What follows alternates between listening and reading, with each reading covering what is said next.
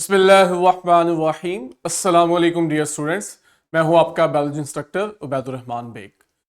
हम चैप्टर 2 को आज कंक्लूड करने जा रहे हैं। लास्ट एसएलओ जो हमसे डिमांड कर रहा है हम डिफाइन करें कॉन्जुगेटेड मॉलिक्यूल्स को और साथ ही जो कुछ कॉमन कॉन्जुगेटेड मॉलिक्यूल्स हैं इनके रोल को डिस्क्राइब करें। कौन कौन से? Glycolipids, glycoproteins, lipoproteins and nucleoproteins. ये हमारे पास कॉन्जुगेटेड मॉलिक्यूल्स हैं जिनके हम रोल डिफाइन करेंगे। पहले तो हम अंडरस्टैंड करते हैं कॉन्जुगेटेड मॉलिक्यूल्स होते क्या हैं। बहुत कॉमन और इजी टू अंडरस्टैंड एग्जांपल है जी, डेफिनेशन भी। हमारे पास जब भी दो डिफरेंट कैटेगरी के मॉलिक्यूल्स आपस में रिएक्ट करते हैं तो इनके मिलने के नतीजे में जो नया मॉलिक्यूल बनता है इसे आप कहते हो कॉन्जुगेटेड मॉलिक्यूल। ये बात समझ आ रही है?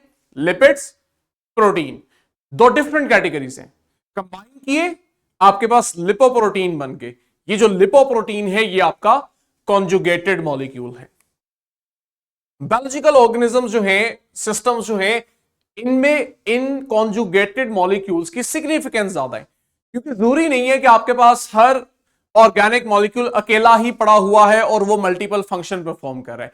डाइवर्सिटी लाने के लिए आप देखते हो फिर आपके पास कॉन्जुगेटेड मॉलिक्यूल्स भी आ जाते हैं, जब ये मिलके कुछ ऐसा फंक्शन परफॉर्म करते हैं जो इंडिविजुअली नहीं कर पा रहे होते। ठीक है, तो आपके पास इसके नतीजे में फंक्शंस जो हैं उनमें डाइवर्सिटी आती है, स्पेशलाइजेशन आती है।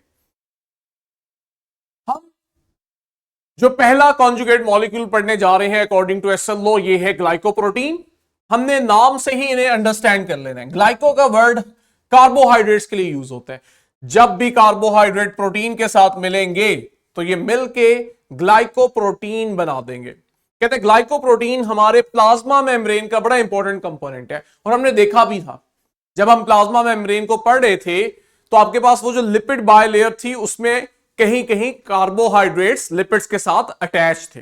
इसी तरह आपके पास उस लिपिड बायलेयर में प्रोटीन मॉलिक्यूल्स भी थे, और वो कार्बोहाइड्रेट जिस तरह लिपिड्स के साथ अटैच थे बिल्कुल वैसे ही वो प्रोटीन्स के साथ भी अटैच थे। तो वो जो मॉलिक्यूल बन रहा था जिसमें सेल मेम्ब्रेन की प्रोटीन और लिपिड्स, प्रोटीन्स और कार्बोहाइड्रेट्स आपस में अटैच थे, ये आपके पास ग्लाइकोप्रोटीन्स थी।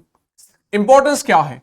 हमारे पास सेल से जो चीजें क्रिएट की जाती हैं ये अक्सर बाय नेचर ग्लाइकोप्रोटीन्स होती हैं। इनकी सिग्निफिकेंस इससे हमें आइडिया होता है। इम्यून सिस्टम के अंदर ग्लाइकोप्रोटीन्स का बड़ा इंपॉर्टेंट रोल है। हम एक टर्मिनोलॉजी यूज करते हैं एंटीजन। एंटीजन जो है ये असल में अक्सर आप देखते हो ग्लाइकोप्रोटीन्स होती हैं, और इन्हीं मॉलिक्यूल्स की मदद से हम देखते हैं इम्यून सिस्टम जो है वो हमारे सेल्स को बाहर से आने वाले सेल्स से डिफरेंशिएट कर पाते हैं। उसे कैसे पता लगता है कि एक सेल बॉडी का है या ये कोई बाहर से आया हुआ माइक्रो ऑर्गेनिज्म है? इन्हीं ग्लाइकोप्रोटीन से पता लगता है जो कि वहां पे एंटीजेंस की शक्ल में मौजूद होती हैं। इसी तरह हम देखते हैं हार्मोन सिग्नलिंग। ठीक है, जब आपके पास सिग्नलिंग हो रही होती है तो अक्सर आप देखते हो सेल मेम्ब्रेन पे जो रिसेप्टर्स हैं ये ग्लाइकोप्रोटीन्स के होते हैं, जो आने वाले हार्मोन्स को एक्सेप्ट करते हैं, अपने साथ बाइंड करते हैं। ठीक है, और वो फिर आगे हार्मोन जो भी सिग्नल लेकर आ रहा होता है उसको सेल के अंदर ट्रांसफर करके प्रोसेस करवाते हैं। नेक्स्ट आपके पास जो कॉन्जुगेटेड मॉलिक्यूल्स हैं ये ग्लाइकोलिपिड्स हैं। अगेन ग्लाइको कार्बोहाइड्रेट्स के लिए, लिपिड लिपिड, लिपिड्स और कार्बोहाइड्रेट मिले तो आपके पास ग्लाइकोलिपिड्स बन गए। ग्लाइकोलिपिड्स जो हैं ये भी सेल मेम्ब्रेन में ही है। अभी पीछे बात की कि जो लिपिड बायलेयर है उसमें आप देखते हो लिपिड्स के साथ कार्बोहाइड्रेट्स भी अटैच होते हैं। सिग्निफिकेंस क्या है? सेल सिग्नलिंग याद है जो हमने पढ़ा, उसमें बड़ी इंपॉर्टेंस है कि जो रिसेप्टर्स हैं जिन्होंने आने वाले लिगेंड को एक्सेप्ट करना है, आप अक्सर देखते हो कि उन रिसेप्टर की कंपोजिशन ग्लाइकोलिपिड होती है। ठीक है, वो लिगेंड को एक्सेप्ट करते हैं और उसका मैसेज सेल के अंदर ट्रांसफर करते हैं, जिससे आप देखते हो सेल रिस्पॉन्ड करते हैं। सेल रिकॉग्निशन, सेल के ऊपर ये जो ग्लाइकोलिपिड्स हैं, कार्बोहाइड्रेट्स और लिपिड्स, ये सेल टू सेल यूनिक होते हैं, वेरी करते हैं, जिसकी वजह से सेल की रिकॉग्निशन में इंपॉर्टेंट रोल प्ले कर रहे होते हैं। और थर्ड पे आपके पास है सेल एडहीजन। जब भी आपके पास टिश्यू स्ट्रक्चर बनता है तो ये तभी मुमकिन होता है जब उसके डिफरेंट सेल्स आपस में जुड़ते हैं, उनमें एडहीजन होती है, और ये जो एडहीजन हो रही होती है इसमें ग्लाइकोलिपिड्स इन्वॉल्व होते हैं। ये देखें, ये आपके पास कंबाइन मैंने डायग्राम में दोनों को दिखा दिया, ग्लाइकोलिपिड्स को भी और ग्लाइकोप्रोटीन्स को भी। बेसिक स्ट्रक्चर अगर आप देखो तो आपके पास असल में यहां पे लिपिड्स हैं,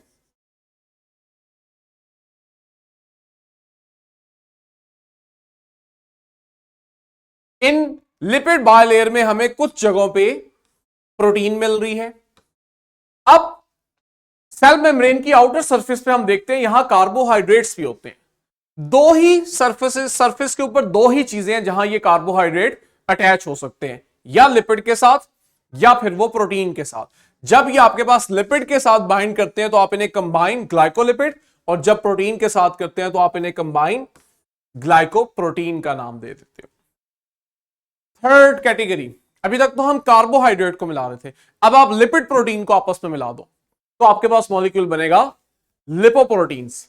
लिपोप्रोटीन्स की सिग्निफिकेंस का जरा यहां से अंदाजा लगाओ कि ये ब्लड के अंदर ना लिपिड को ट्रैवल करवाने में हेल्प करते हैं।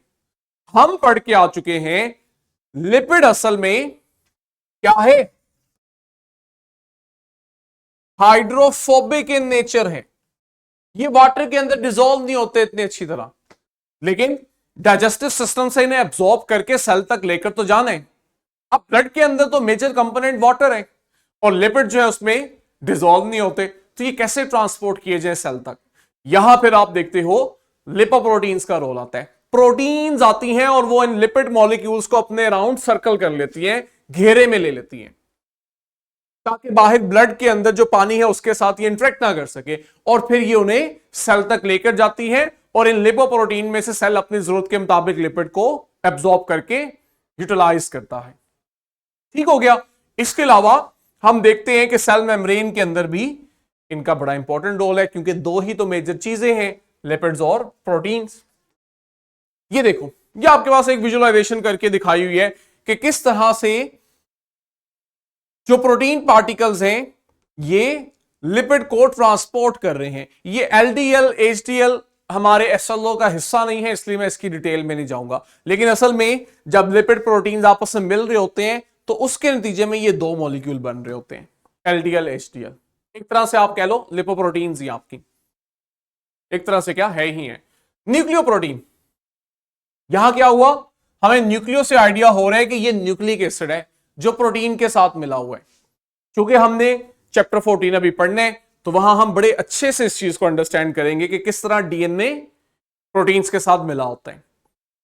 कहते हैं हमारे पास जो न्यूक्लिक एसिड है ना, जब आप इसका स्ट्रक्चर देखते हो तो आपको पता लगता है बेसिक प्रोटीन्स जो है उसके साथ इसकी एफिनिटी बहुत ज्यादा होती है, बाइंड करने की सलाहियत ज्यादा होती है, और जब ये प्रोटीन के साथ बाइंड करता है तो न्यूक्लियोप्रोटीन वजूद में आती है। वहां जो असल में प्रोटीन्स होती हैं उन्हें हम हिस्टोन प्रोटीन बोलते हैं। तो जब न्यूक्लिक एसिड हिस्टोन प्रोटीन के साथ मिलेगा तो आप इसे क्या नाम दोगे, न्यूक्लियो हिस्टोन। और ये कहां होते हैं, क्रोमोसोम के अंदर। स्ट्रक्चरल सिग्निफिकेंस है, सीधी सी बात है कि डीएनए जो है वो एक बड़ा फ्रेगमेंट है सेल के लिहाज से, उसे सेल के अंदर फिट करने के लिए ना फिर डीएनए को इन हिस्टोन प्रोटीन के अराउंड रैप किया जाता है, जिससे आप देखते हो बड़ा डीएनए का मॉलिक्यूल छोटे से सेल के अंदर फिट हो जाता है, सेल भी नहीं उसके न्यूक्लियस के अंदर। ठीक, ऐसा क्यों होता है, क्योंकि वो डीएनए हिस्टोन प्रोटीन्स के अराउंड रैप कर रहा है। तो एक तरह से आप कहो कि जो क्रोमोसोम है इसके स्ट्रक्चर का हिस्सा है ये प्रोटीन, हिस्टोन प्रोटीन्स, तो इसलिए आप कह रहे हो इनकी स्ट्रक्चरल सिग्निफिकेंस है। लेकिन साथ ही साथ बड़ी इंपॉर्टेंट बात कहता है कि जो डीएनए का एक्सप्रेशन है यानी जीन एक्सप्रेशन है, इसमें इनका बड़ा इंपॉर्टेंट रोल है। जीन एक्सप्रेशन क्या होता है, मैंने आपको बताया हुआ है कि असल में जो डीएनए है इसके अंदर न्यूक्लियोटाइड्स हैं जिसके पास प्रोटीन बनाने वाली इंफॉर्मेशन है। वो जो आपके पास छोटा सा डीएनए का फ्रेगमेंट्स है जिसमें न्यूक्लियोटाइड्स हैं जो प्रोटीन बना के दे रहे हैं, हम इस फ्रेगमेंट को जीन कहते हैं।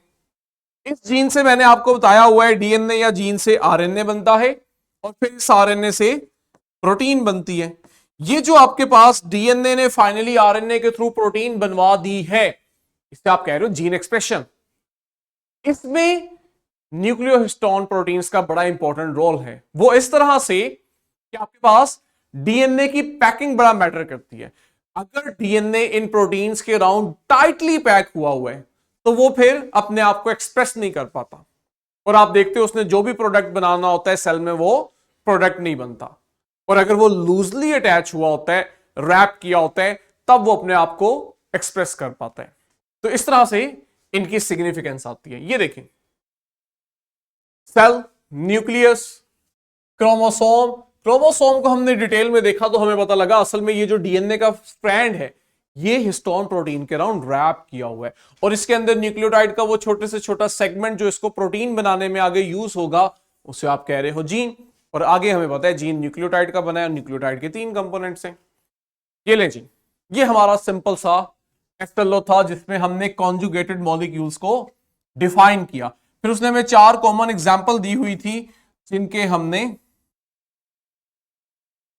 रोल भी पढ़ लिए हैं।